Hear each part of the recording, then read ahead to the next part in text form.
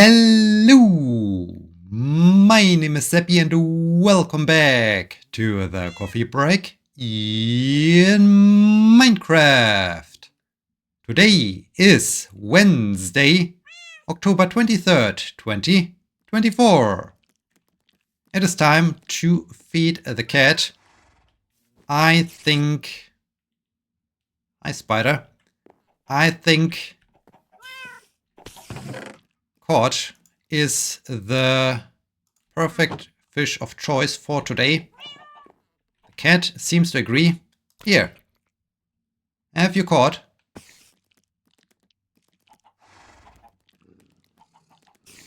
Alright, cat is somewhat happy. There's a creeper waiting for me right at the gates. Bye. Oh, wait, is there a second creeper? This is not great. Hi. Bye. Yeah, there were two creepers. Alright. Alright. They really...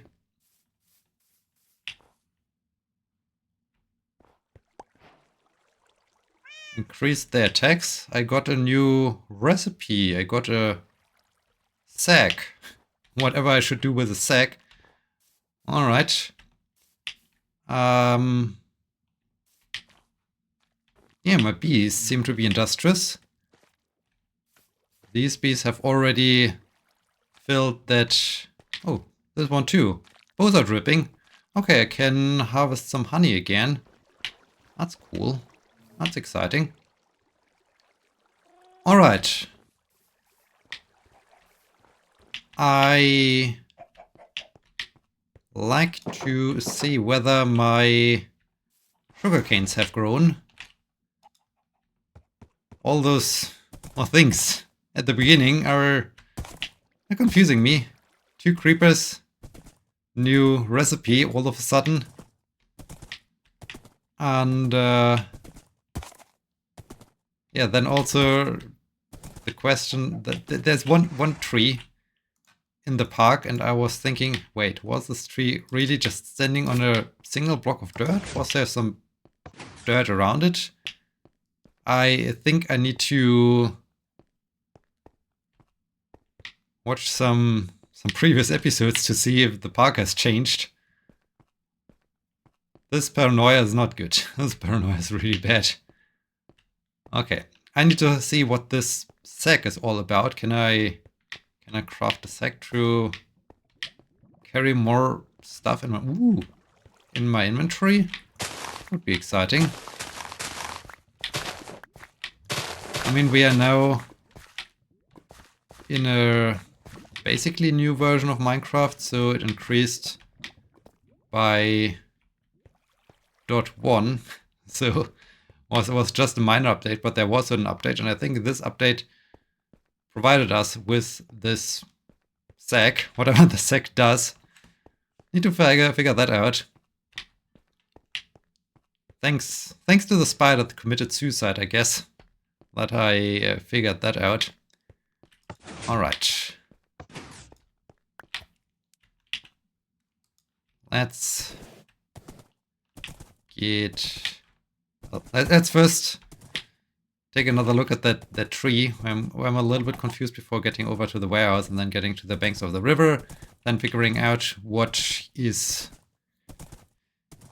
going on with that sack. So I'm referring to that tree. What was it always like that? Or was a block here or there? I don't know. It's really confusing. Maybe it was all the time like that, and I purposefully placed this block here that the jungle tree can grow there. I don't know. I think I won't harvest the honey right away. I think the bees can continue their work for a little bit. Alright. Oh no. Rain. Why rain? So much rain. Alright, yeah, last time I wanted to talk about the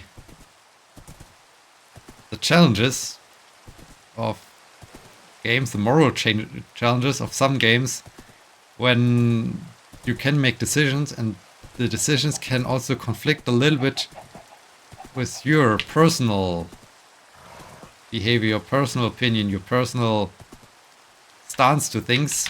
I mean, it depends. It heavily depends on the type of game, of course.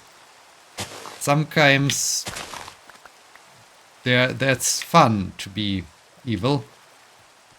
But in other games where you really like to have a good ending or so, or where you know about a good ending, it's a little bit more difficult. One of those games is Detroit Become Human. I played it some time ago, and recently I thought, okay, I had this, I think the third run. I completed the game twice already, and I started it to complete it a third time. This third time I wanted to make not bad decisions, negative decisions in particular, but those decisions that are not the ones that are leading to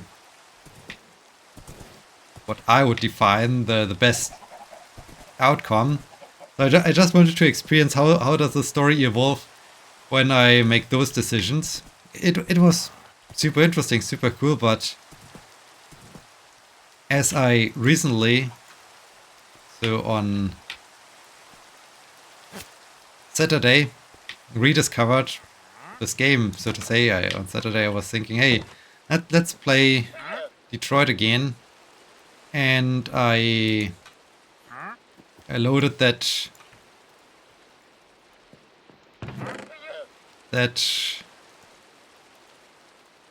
run again, and I was close to the end of that run, so I completed it, and I found it really difficult to, okay, bundle. What can I do with a bundle? Okay, I need 1 leather and 1 string. Good that I do have some leather. Leather and string. What is a bundle? Leather, string. Can hold mixed stack of items. Okay. Let's craft 1. Empty. Can hold a mixed stack of items. And how do I... Okay. Aha! When I... Aha! I see. So... First in, first out... No. Last in, first out, so to say. Interesting. Well, this could come handy. Could come handy, especially for expeditions and so on, where I can then put in lots of stuff. I think this goes into the chest in the tower to all my other gear. So man, this really increases my capacity by quite a lot. That's right. I totally forgot that I do have so many sugar canes left here. Okay, that's good. I mean, let's turn this into paper already.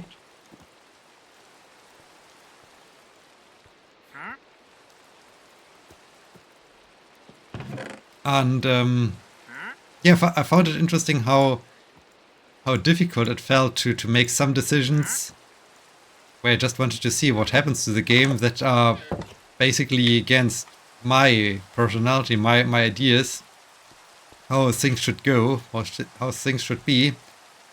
So yeah, it's interesting how computer games can reveal those personality traits, your personal stances, how you really can observe yourself. Okay, I'm apparently more into that direction or so. So yeah, I really enjoyed this observation, and of course it aligns with scientific results where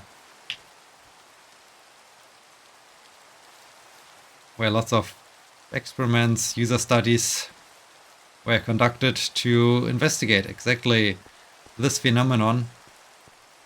Now I observed it myself. That's cool. Well, this is really, really exciting.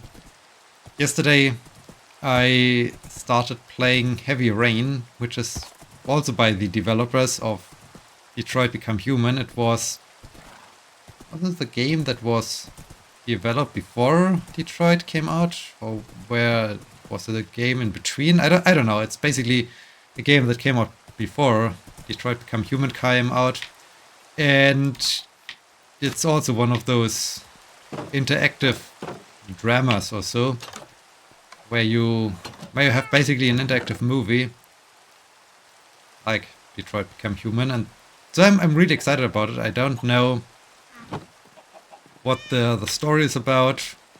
I haven't. I'm really playing it blind, so to say. I just know, okay, it has the same way of telling a story where you make decisions, and the decisions change how the game continues. So okay, they're having a bad day. So that's cool. That's super exciting. Oh, 3 bees. 3 bees are out. That's cool. Yes, produce honey. Nice. So I'm excited. I'm excited how the game continues, what the story of the game is. Really, I don't know anything about it besides the fact that it's hopefully similar to Detroit Become Human. I just noticed, okay, it's not as refined as Detroit Become Human, which is kind of obvious since it's a game that came out before that. So I guess they learned a couple of things.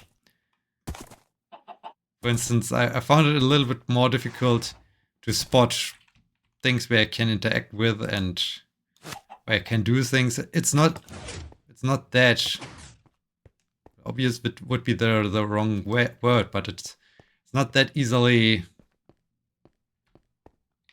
to recognize how you can interact things. So yeah, I'm once again trying out one of those games, those interactive movies, so to say. And I'm really excited about this. That's going to be cool.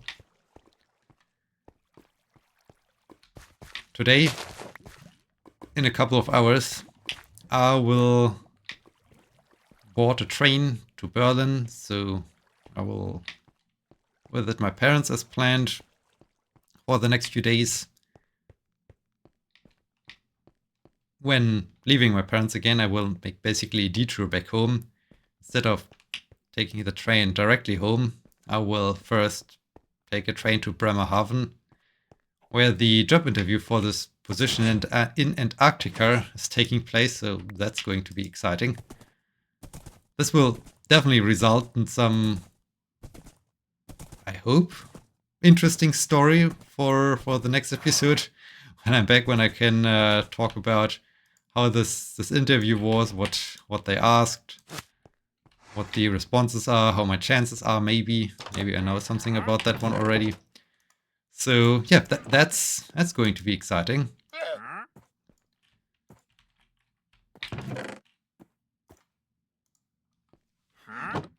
I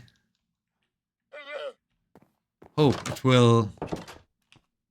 I mean, with hope it will work out well. It's more with respect to the entire day, the entire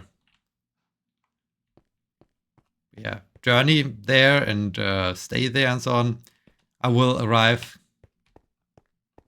2 hours or so, 2.5 hours before the start of the interview. Since I'm traveling to Berlin first, of course we'll have a little bit more luggage than if I would just travel there for just getting there and then traveling the same day back. So I hope they allow me to put my big backpack into their office,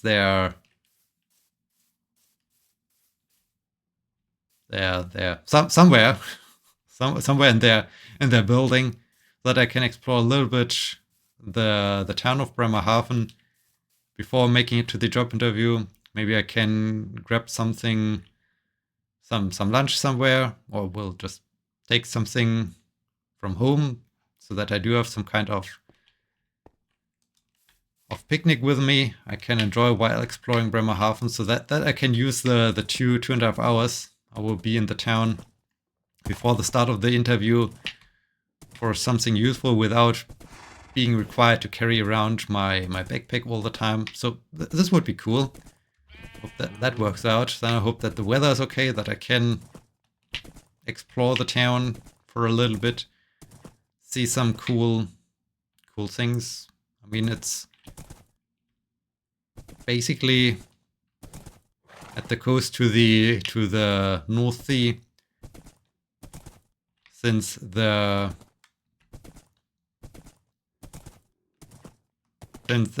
also own one of the big icebreakers, research icebreakers.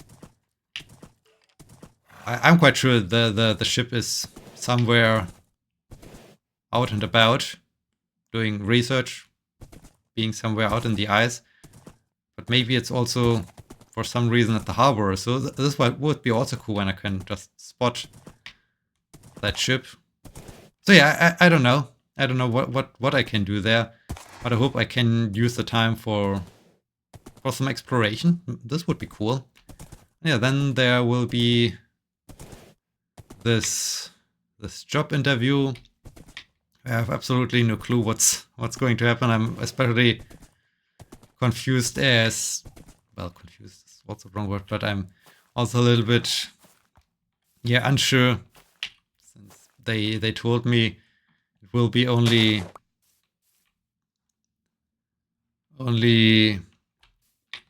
35 minutes or something like that. I think, okay, you want to select people that are on a remote research station for more than a year. You just spend 45 minutes on it. I mean, sure, they have experience with that, so I guess they know what they're doing, but it still feels a little bit weird traveling there for a 45-minute job interview. This becomes even more strange considering the